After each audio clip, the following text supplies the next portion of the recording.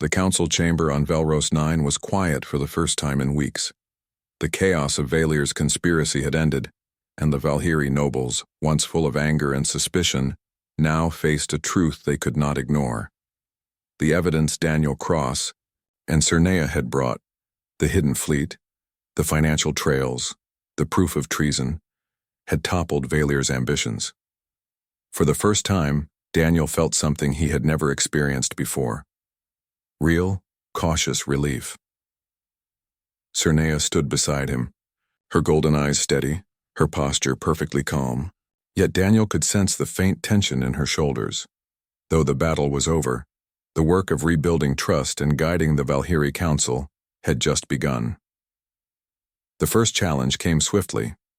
Several nobles demanded restitution, questioning Daniel's right to command Kael's fortune and assets. Their voices carried the weight of centuries of tradition, their golden eyes filled with skepticism. Daniel raised a hand, addressing the council. "I understand your concerns," he said, his voice firm but respectful. "But Kelthorin chose me as his heir. He trusted me to manage his estate and protect Cernea. I do not take this lightly." A murmur spread through the chamber. Daniel continued. "I did not seek this power. I did not want it for myself, but I will use it responsibly.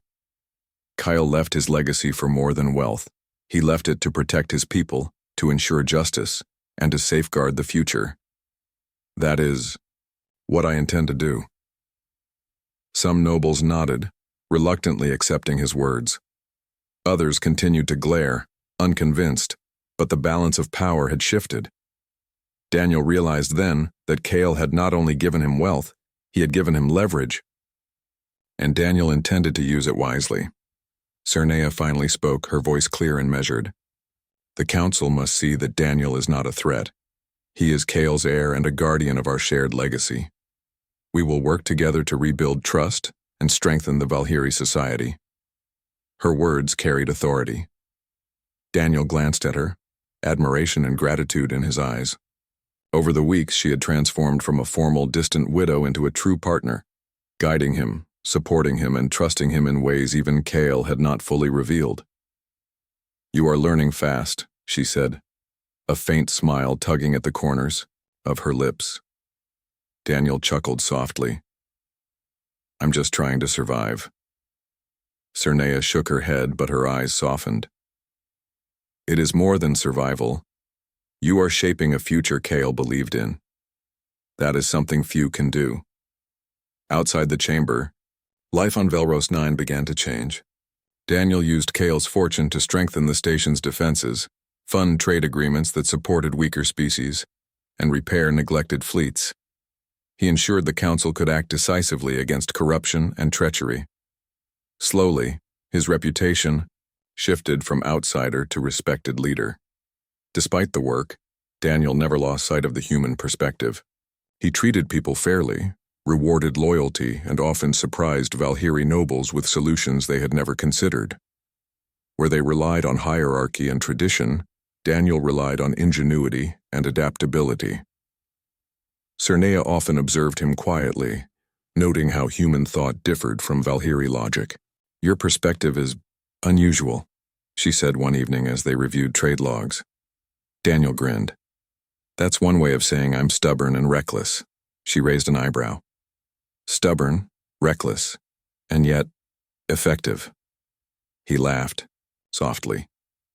"Effective enough to keep us alive. That's what counts." Months passed. The memory of Valyr's betrayal lingered, but his followers had been scattered, their influence diminished. Daniel and Cernea worked tirelessly, using Kael's estate to build alliances between humans and Valhyri, fostering cooperation that had once seemed impossible. One afternoon, as Daniel repaired a minor malfunction on a council vessel, Cernea approached him. "There is a meeting," she said. "The council wishes to formally recognize you as Kael's heir and a representative of human Valhyri relations." Daniel wiped his hands, smiling faintly. "I never thought I'd hear that. Me, representing Valhyri society?" She smiled. "Kael believed in you. I have seen enough to agree."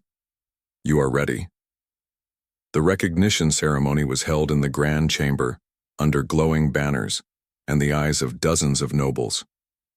Daniel stood with Cernea beside him, feeling the weight of responsibility and the quiet pride in her presence. The council's head spoke formally, acknowledging Cale's will and Daniel's actions. Daniel Cross has proven himself worthy of the legacy entrusted to him. He has protected Cale's memory, safeguarded his widow, and ensured the survival of our society against treachery. We formally recognize him as Cale Thorin's heir and a trusted ally of the Valkyrie. Applause filled the chamber. Daniel felt Cernea squeeze his hand lightly, a gesture more powerful than any words. That night, Daniel and Cernea walked through the quiet streets of Velros 9. The city glowed under the twin moons, the lights reflecting off the metallic structures and bustling markets. "I never imagined this," Daniel said softly. "All this responsibility, all this power." Cernea's golden eyes met his. "Power is only as valuable as those you use it to protect. Kyle left you not just wealth, but trust, and you have honored it." Daniel smiled. "I just hope I can keep doing right by him, and by you." Cernea's smile was faint but genuine. "You already have, and I will stand by you as Cale would have." For the first time, Daniel felt a deep sense of peace. The storm had passed, the conspirators defeated, and the future, though uncertain, felt bright. Over the following months, Daniel and Cernea worked to strengthen the bonds between humans and Valkyrie. Cale's fortune funded joint research stations, trade networks, and educational programs for young Valkyrie and human children. Daniel used his knowledge of human engineering and improvisation to improve Valkyrie ships and stations, while Cernea used her influence and wisdom to guide policy and diplomacy. Together they became a team, different species, different worlds, yet united in vision. Trust had grown into friendship, and friendship into mutual respect. One evening, as they watched the sun rise over Velros 9, Daniel spoke quietly. "Do you think Cale would be proud?" Cernea rested her hand on his shoulder. "He would.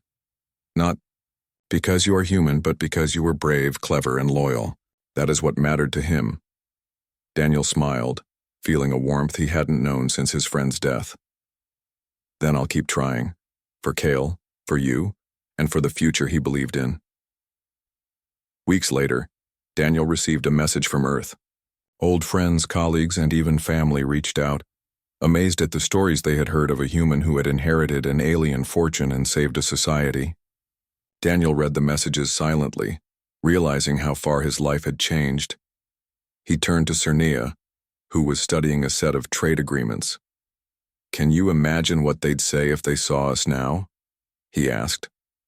Cernea looked at him and laughed, softly. "They'd call it impossible. But then humans and Valkyrie are better together than anyone ever imagined." Daniel grinned.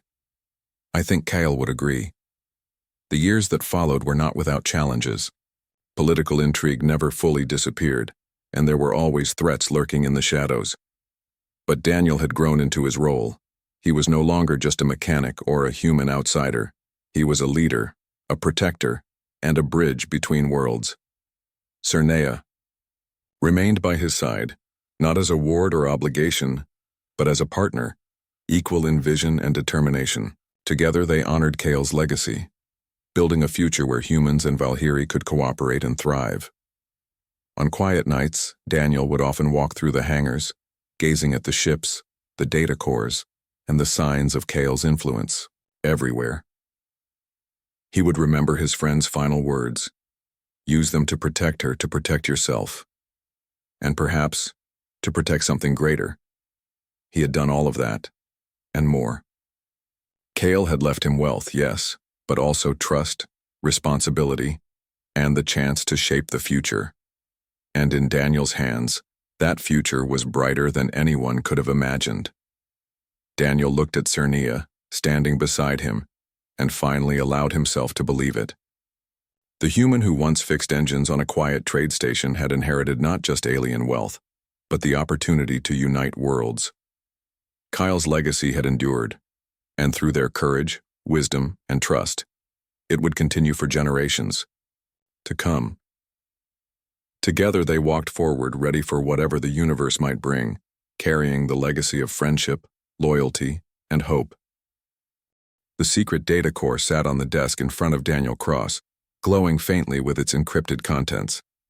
It was proof, solid, undeniable proof, that Lord Vaylor and his allies were building a secret fleet large enough to overthrow the Valkyrie Council.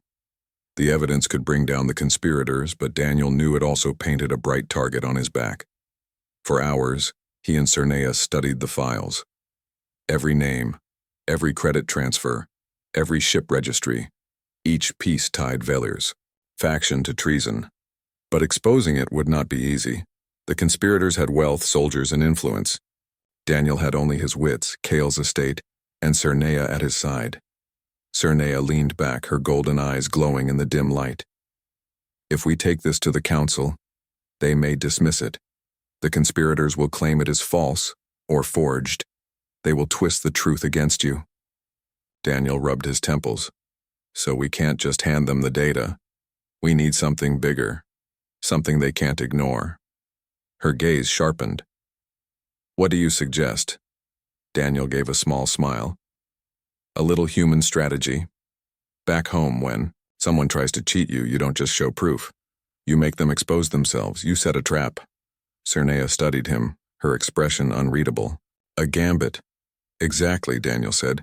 The human gambit. The plan took shape over the following days. Daniel's idea was risky. So risky that Cernea doubted even Kale would have attempted it. But the more she listened, the more she saw the strange brilliance behind Daniel's reckless courage. He did not think like the Valkyrie, who relied on strength and order. He thought like a mechanic, always improvising, always finding a way when the rules said there wasn't one. The first step was to leak fragments of the stolen data to trusted allies.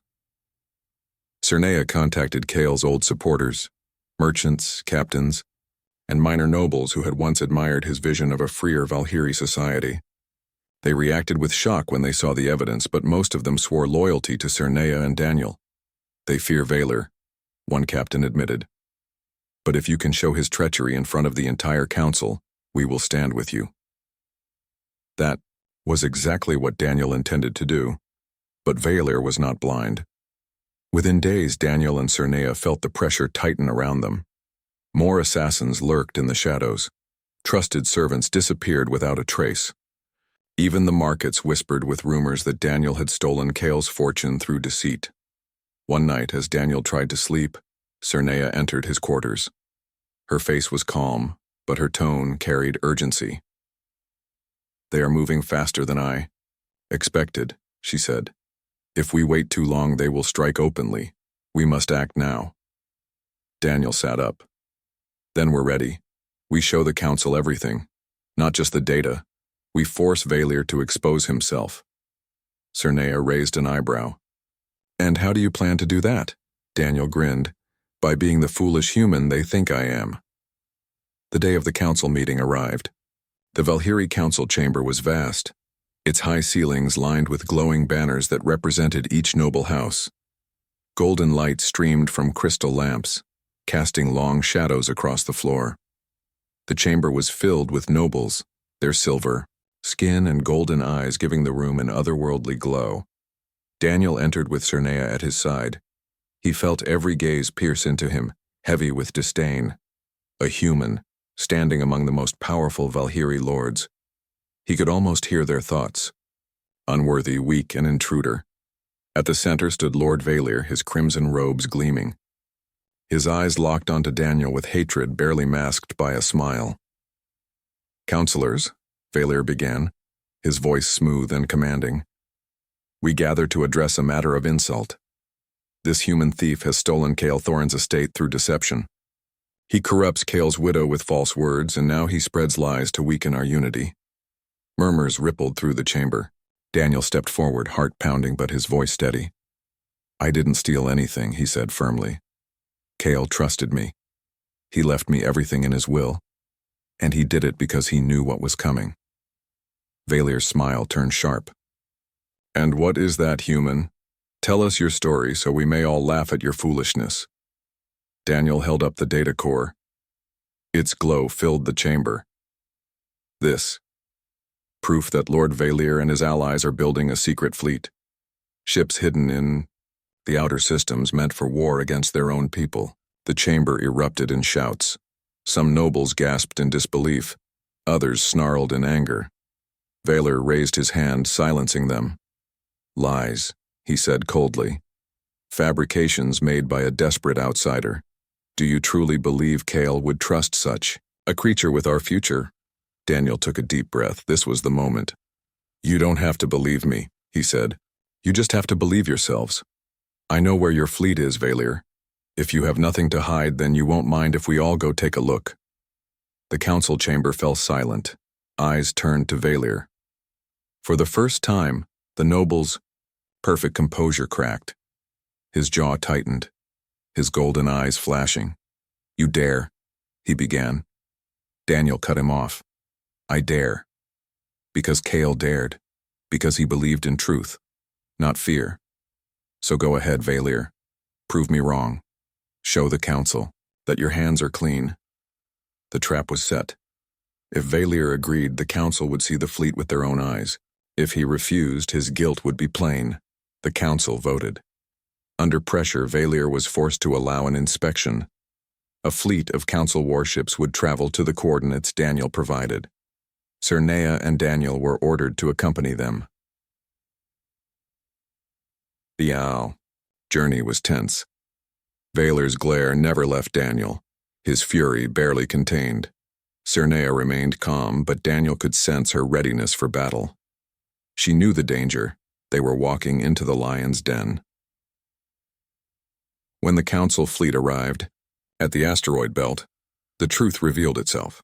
Dozens of warships floated in the shadows just as Daniel had said. The evidence was undeniable. Gasps and shouts filled the council ships. The nobles who had doubted Daniel now saw with their own eyes the scale of Valier's treachery, but Valier was not finished. This is war, he roared, signaling his hidden fleet. The warships powered up, weapons glowing. I will not bow to a council of cowards. The Valkyrie will rise under my rule. The asteroid belt exploded into chaos. Daniel found himself in the cockpit of Kale's flagship, with Cernea at his side. Enemy ships swarmed around them, plasma fire streaking across the void. The council fleet fought desperately, but Valier's warships were powerful and well-prepared. Cernea's voice was calm despite the chaos. We cannot outfight them. We must outthink them. Daniel's mind raced. He remembered Kale's words. Use the tools you have, improvise. Then let's give them something they won't expect, Daniel muttered. He guided the flagship into the densest part of the asteroid field. Enemy fighters followed, confident in their superior ships. But Daniel used every trick he knew as a mechanic and pilot. Slingshot maneuvers, sudden turns, using asteroids as cover. The Valkyrie ships relied on discipline and precision. Daniel relied on chaos. Cernea gripped the console as the ship scraped past a massive rock. You are insane, she said, but there was a hint of admiration in her tone. Yeah, Daniel said with a grin. But it's working. One by one, enemy ships crashed against asteroids or were destroyed by their own reckless pursuit. Daniel pushed the ship harder, weaving through the chaos until they broke free on the other side of the belt. Now the council fleet had breathing room. They rallied, striking Valier's forces with renewed strength. The battle raged for hours. Finally, the tide turned. Valier's warships began to fall, their formations breaking. On the flagship screen, Daniel watched as the once proud noble shouted in fury, his face twisted with rage. You think this is victory, human? Valier snarled across the comms. You are nothing. You will always be nothing. Daniel met, his gaze steady and unshaken. Maybe, but even nothing can break your empire. With those words, the council fleet struck the final blow. Valier's flagship exploded in a blaze of fire, and the rest of his fleet scattered. The battle was over. Silence filled the cockpit. Daniel leaned back, exhausted, his hands shaking on the controls. Cernea looked at him, her golden eyes steady. You did it, she said quietly. Daniel shook his head. No, We did it. Kale did it. This was his fight. We just finished it. For a long moment, Cernea studied him. Then, for the first time since Kale's death, she allowed herself a true smile. You may be human, she said softly. But you are no longer just a mechanic. You are Kale's heir. Daniel felt a lump in his throat. He didn't know if he deserved the title, but he knew one thing for certain. He would spend the rest of his life proving Kale right. The human gambit had worked. But the future was still uncertain. The conspirators were defeated, but the Valkyrie world was forever changed, and Daniel Cross stood at the center of it. Daniel Cross had never imagined his life would become a chessboard of alien politics. He used to spend his days repairing ship engines, eating cheap meals, and trying not to get electrocuted by faulty plasma coils. Now, he sat in the private study of Kale Thorin's estate, staring at rows of glowing data tablets filled with secrets that had gotten his friend killed. Beside him sat Cernea Valhyrin, Kyle's widow. She moved with calm precision, her golden eyes scanning symbols on the screen as she translated Valhyrie script for Daniel. The more they uncovered, the more dangerous the truth became. Kale had not died of natural causes. He had been silenced, and the people who arranged his death were powerful enough to strike again. For days, Daniel and Cernea worked in silence, studying Kale's hidden notes. The data revealed networks of secret accounts. Vast amounts of money moved between shadow companies and private armies. The transactions pointed to a conspiracy. Several Valkyrie nobles were secretly building their own fleets, weapons, and mercenaries. Why would they need secret fleets? Daniel asked one evening, leaning back in his chair, rubbing his tired eyes. Cernea's gaze was sharp.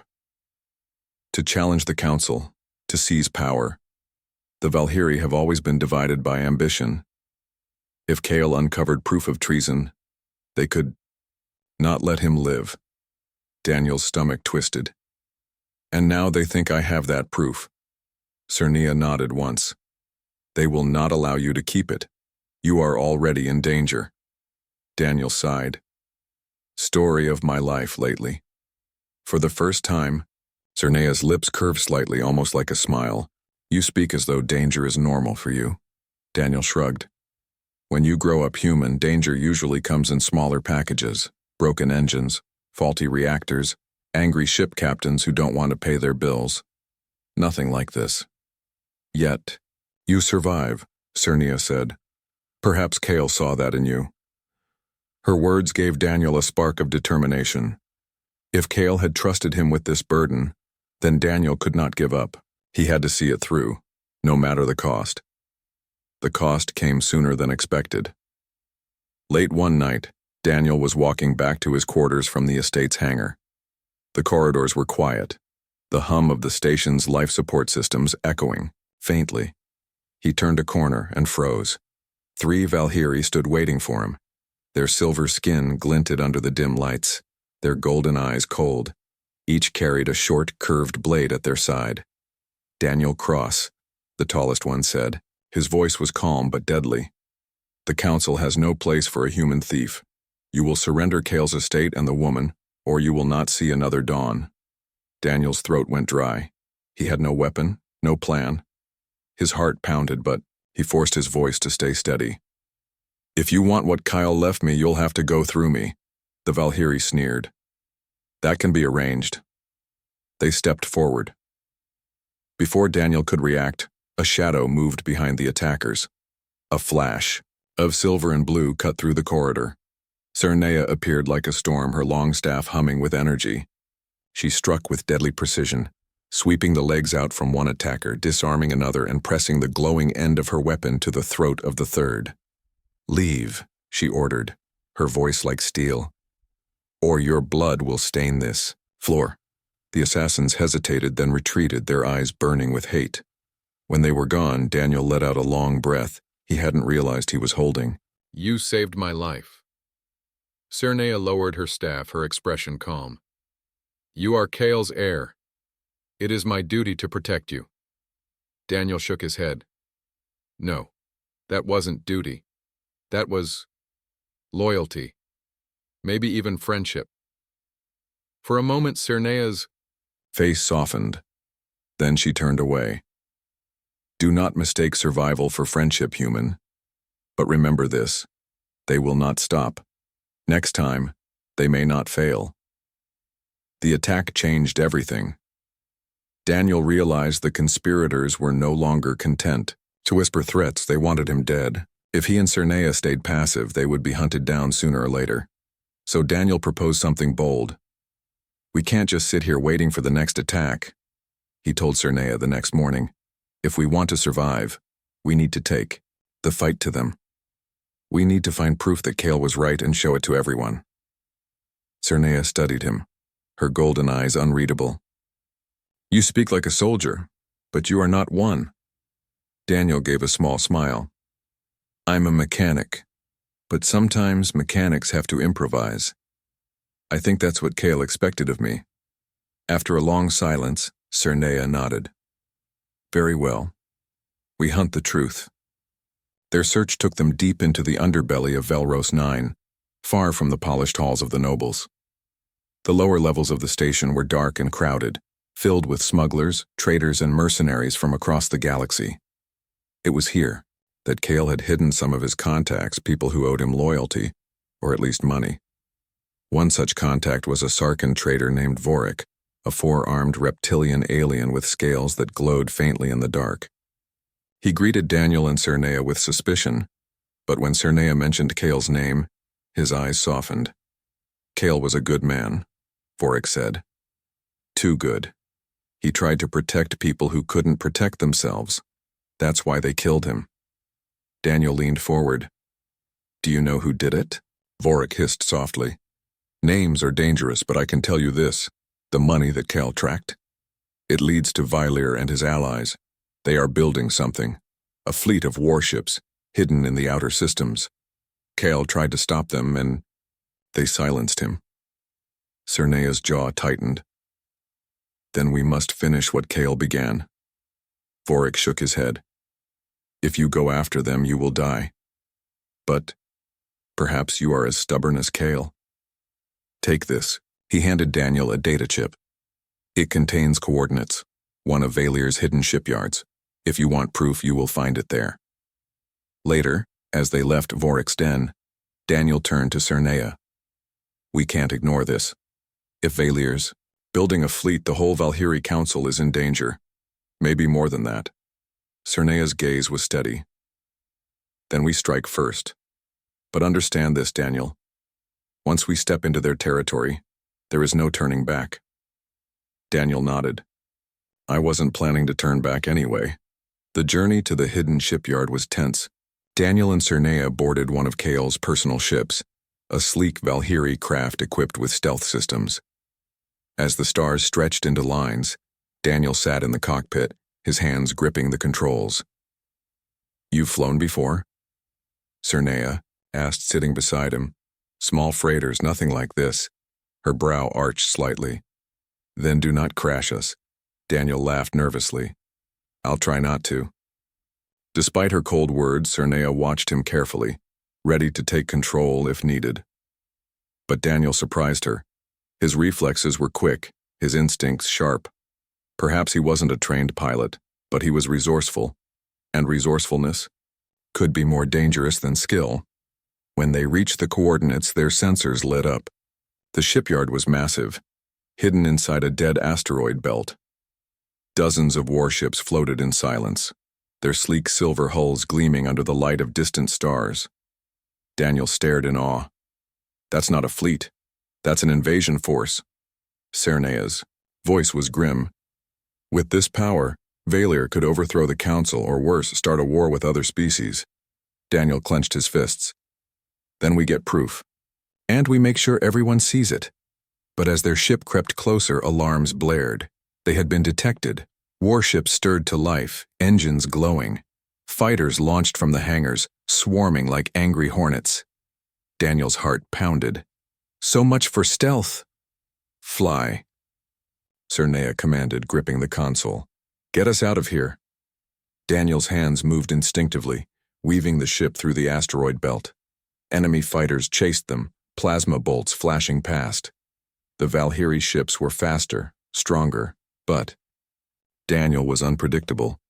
He spun the ship through narrow gaps, doubled back, and even used chunks of rock as cover. Cernea watched in astonishment. "You fly like no Valkyrie. You fight chaos with chaos." Daniel grinned despite the danger. That's the human way. At last, they broke free of the belt. Their ship was battered, but still intact. In Daniel's hands was the data core they had stolen, solid proof of Valyr's secret fleet. Back aboard Kale's estate, Daniel and Cernea reviewed the evidence. Images of warships, lists of transactions, names of conspirators, it was all there. Enough to shake the Valkyrie Council to its core. Daniel looked at Cernea. "We have what we need, but they're not going to let us live long enough to use." Cernea's expression was fierce. "Then we fight, together." For the first time, Daniel felt the bond between them solidify. Not just duty, not just Kale's will, but a true partnership. The enemies were in the shadows, but now Daniel and Cernea had a light strong enough to expose them, and the war was only beginning. The days after Kale's funeral felt like walking through a storm without shelter. Daniel Cross could not take a step on Velros 9 without hearing whispers behind his back. Everywhere he went, Valkyrie nobles looked at him with contempt. Their golden eyes sharp with anger. A human had inherited the fortune of a great Valkyrie merchant lord. To them, it was not just strange, it was insulting. But Daniel was not the kind of man who sought power or glory. He had been a mechanic, a worker who fixed broken ships. He did not want wealth, ships, or titles. Yet Kale's will had left him everything, and Daniel could not abandon his friend's last request. The problem was simple but heavy. Kyle's widow, Cernea Valhyrin, was now under his protection. She did not make things easy. Cernea was calm, precise, and formal in every word and action. When she walked beside Daniel, her posture was perfect, her robes flowing as if woven from moonlight. To others, she appeared every bit the noble widow, proud and untouchable. But in private, her sharp words often left Daniel struggling to hold his ground. "You speak too freely," she told him one morning as they walked through the markets of Velros 9. "The council listens to every word. One wrong phrase and they will twist it against you." Daniel sighed. "I'm not a noble. I'm just me. I can't spend the rest of my life watching every word I say." Cernea's golden eyes narrowed. "Then you will not live long." She walked ahead, leaving Daniel clenching his fists. It was not that she was cruel, at least not exactly. She was practical, disciplined, and trained to survive in a world where one mistake could mean death. Daniel understood that, but it did not make it easier. Despite their tension, Cernea never abandoned him. She stood at his side during meetings with Valkyrie nobles, guiding him through endless rituals and traditions. She explained which hand to raise when saluting, how many steps to take when entering a chamber, and even how to hold a cup of Valkyrie, wine without giving offense. Daniel did his best, but he often stumbled. The nobles laughed at him behind their masks of polite smiles. More than once, Daniel thought of giving up, of signing away the wealth and returning to his small mechanics shop. But every night he remembered Kale's final message. "These are shields, not prizes. Use them to protect her, to protect yourself." And so, Daniel endured. One evening, Daniel returned to Kale's old estate, a massive starship dock that now technically belonged to him. The hangar lights glowed across rows of sleek Valkyrie ships, each one more advanced than anything built by humans. Daniel walked among them, overwhelmed. He was just a man from Earth. What right did he have to command such power? As he stood there, Cernea approached silently. Her presence was so quiet that Daniel almost jumped when she spoke. "You do not sleep," she said softly. Daniel glanced at her. For once, her tone carried no sharp edge, only observation. "Hard to sleep when I'm trying to figure out how not to get both of us killed," he muttered. Cernea's gaze followed his, landing on the rows of ships. "Kyle trusted you," she said. "That is not a gift lightly given. He was stubborn. If he chose you, he believed in you." Daniel let out a bitter laugh. Then he believed in someone braver and smarter than me. Cernia tilted her head, slightly studying him. For the first time, Daniel thought he saw a flicker of something in her eyes, something almost human. You are wrong, she said. He believed in exactly who you are, and so must I. Those words surprised Daniel. They were not warm, not gentle, but they carried weight. For Cernia, it was as close to comfort as he might ever receive. But peace did not last. Only a few days later, a Valkyrie emissary arrived at the estate. He was tall, dressed in robes of shimmering crimson, his golden eyes cold. His name was Lord Valir, a powerful noble who had always despised Kale for befriending humans. You dishonor the memory of Kale Thorin by clinging to what is not yours. Valir sneered at Daniel. Return the wealth to the council and perhaps they will allow you to live. Daniel's jaw tightened. Kyle gave it to me. His word should matter more than your pride. Valir's eyes burned with fury. You are nothing, a human, a worm. You think you can stand among us because a dead man wrote your name? The council will not allow this insult to remain. Cernia stepped forward, her voice sharp as steel. You insult Kale's memory, Lord Valir. His will is law. To deny it is to deny him. The noble sneered, but he did not strike. Instead, he leaned close to Daniel. Enjoy your stolen fortune while you can, human. It will not last. Then he turned and swept out of the chamber, his robes trailing behind him. Daniel let out a long breath. That went well, he muttered. Cernia's expression was unreadable. You must be careful. Valir is not a man who makes empty threats. If Kale was killed, it was not fate, it was design. And if that is true, then you are already a target. Daniel felt a chill crawl down his spine. That night, Daniel could not sleep. He sat in Kale's study, staring at the crystal tablet that held his friend's final message. He played it again, listening to Kale's voice. My enemies will not stop. They will hunt you. But I believe in you, my brother. Do not fail. Daniel clenched his fists. I won't fail you, Kale. I don't know how I'm supposed to do this, but I'll try. As if answering his thoughts, the door to the study slid open. Cernia entered, carrying a small bundle of data tablets. She placed them on the desk. These belong to Kale, she said. I believe he meant for you to see them. He was investigating something before his death. Something dangerous. Daniel picked up one of the tablets. Lines of Valkyrie script filled the screen, far too complex for him to understand. You'll have to translate, he admitted. Cernia nodded. I will. Together, they began to read. The data revealed fragments of Kale's last work. He had been tracking secret financial movements, hidden accounts, vast sums of credits flowing through the shadows of Valkyrie society. He suspected corruption in the council, a conspiracy that threatened not only his fortune but also the stability of his people. One note caught Daniel's attention. It was written in Kale's own hand. If anything happens to me, protect Cernia. Protect Daniel. They will be hunted. Trust no one. Daniel's chest tightened. Kale had known. He had expected betrayal. His death had not been a surprise. It had been the price of standing against enemies too powerful to face openly. Cernia's face was pale as she read.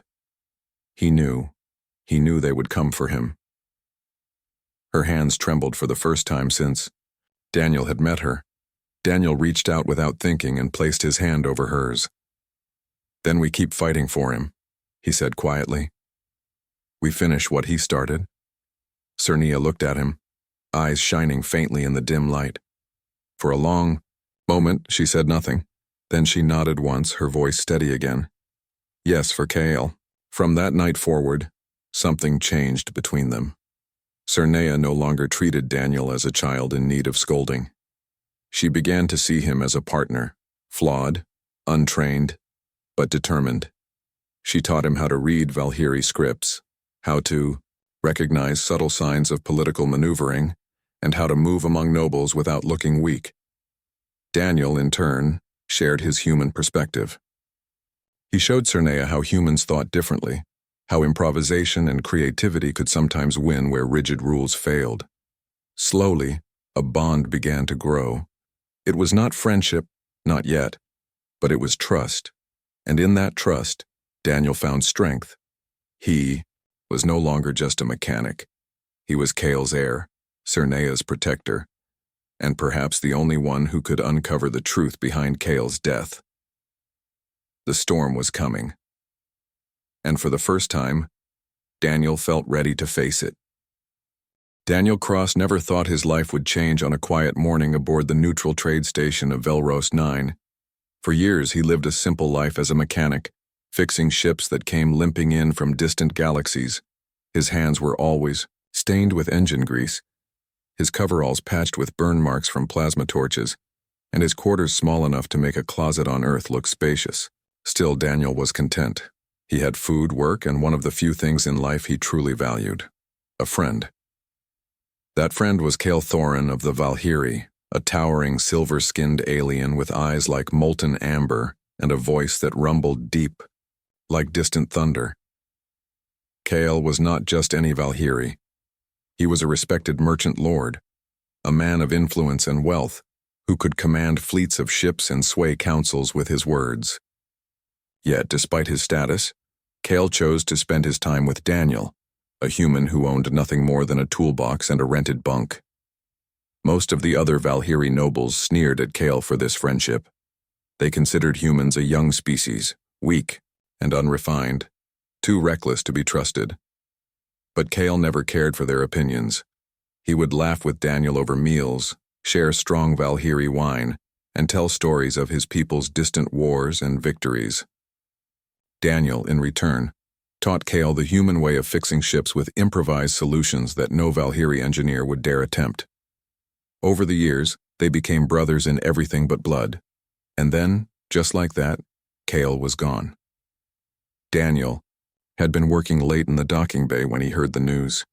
A courier drone delivered the message, its flat electronic voice carrying words that made his hands go numb and his chest heavy. Kale Thorin of the Valkyrie has fallen. Cause: sudden cardiac collapse. Daniel stared at the message for a long time, unable to breathe. Kyle? Dead? It didn't feel real. The alien had seemed invincible, tall, strong, full of life and laughter. Only hours before, he had promised to share a new Valkyrie drink Daniel had never tried. How could someone like that be gone so suddenly? The next day, Daniel stood among a sea of Valkyrie nobles at Kyle's funeral. Their people performed rituals of glowing lights and deep chants, voices echoing in the chamber as though the walls themselves mourned. Daniel felt out of place.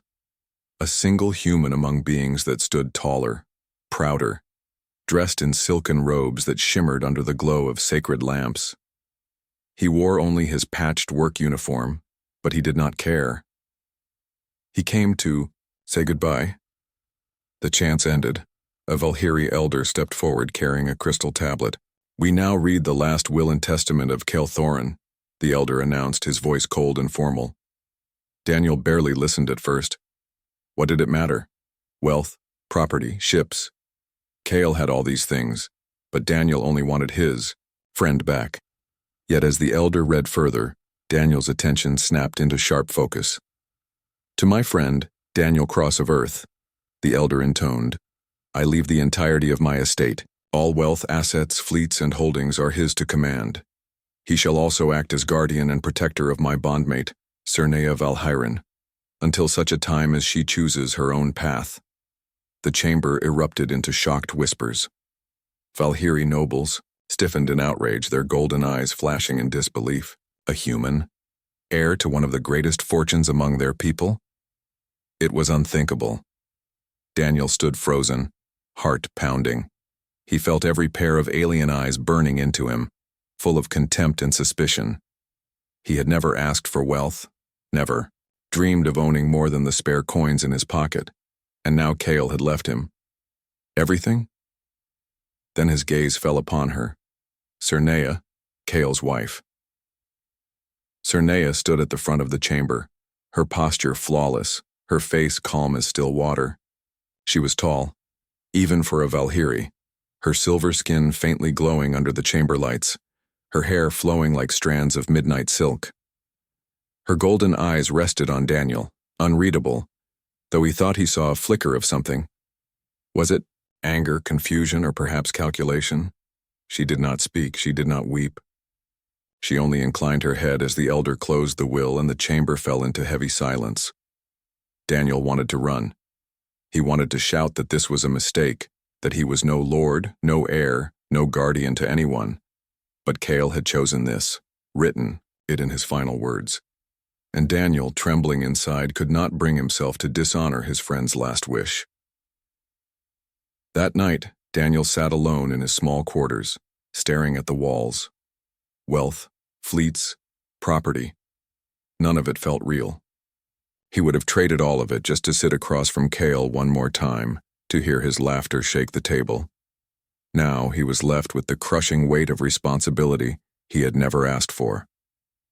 A knock echoed at the door. Daniel opened it to find Cernea standing there. She wore a long formal robe, her face calm and cold. For a moment Daniel felt like a child before a queen. "You are Daniel Cross," she said, her voice smooth but distant. By Cale's words, "You are now my guardian. His wealth belongs to you, his duties and past to you." She paused, golden eyes narrowing slightly. "Do you accept?" Daniel swallowed hard. "I don't know if I'm worthy of any of this," he admitted. "I never wanted Cale's wealth. I only wanted his friendship." Something flickered across her face, too quick to read. She nodded once. "Whether you wished it or not, his will binds us. I will honor it. But know this. The Valkyrie Council will not accept you. They will see you as an intruder. They will come for what you now hold." She turned to leave, then paused at the doorway. Her voice softened just a fraction. "Kyle trusted you, human. For his sake, I will stand by you. But do not fail him." And then she was gone, leaving Daniel staring after her, heart pounding, with a mixture of fear and determination.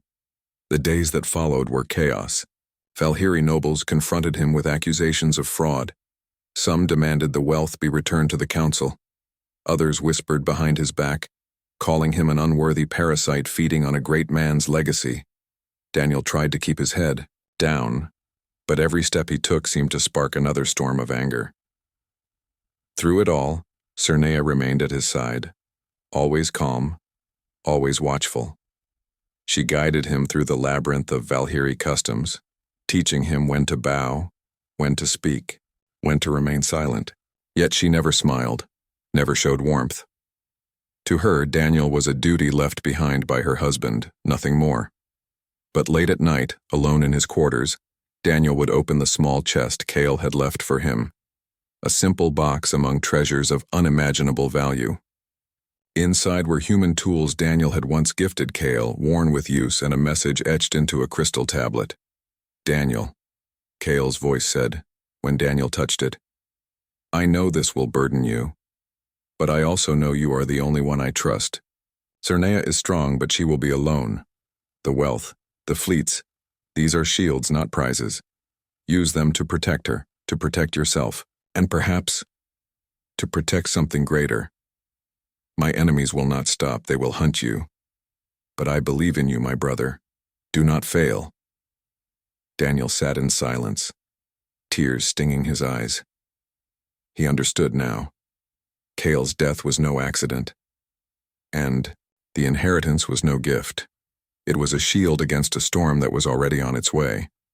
And Daniel, a simple human mechanic, was standing at the very center of it.